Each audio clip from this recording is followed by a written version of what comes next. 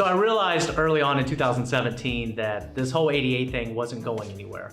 What started with a few credit unions in California quickly swept across the rest of the country. And before you know it, there were 13 states that were covered up in different demand letters from these ambulance-chasing attorneys. So I said, well, I gotta get out ahead of this thing. If I'm gonna be building websites for credit unions, they need to be ADA compliant. So I went out and I hired a compliance officer and trained him up to be what, in my belief, is the first ADA compliance officer in the credit union space. But that wasn't enough. I had to ensure that every one of our sites were compliant. So I thought, I need all my employees to understand what the ADA is, what the Americans with Disabilities Act is. So now every new hire here at OmniCommander receives specific training from our compliance officers, which I have 2 of now, on how to make websites compliant.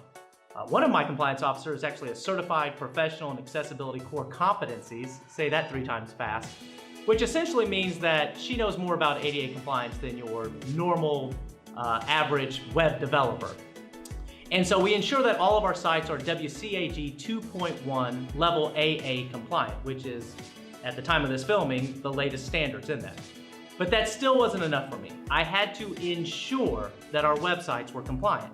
So what I did was I hired 2 blind employees. So now I've got 2 blind staff that once the sites get built, the ADA compliance officers go through and make sure all the coding is correct.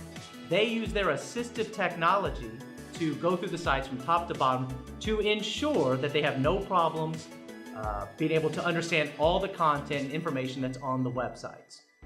So again, for us, all the staff, sales, front desk, bookkeeping, marketing, project managers, developers, software, QA, operations, everyone at OmniCommander has a working knowledge of what ADA compliance means.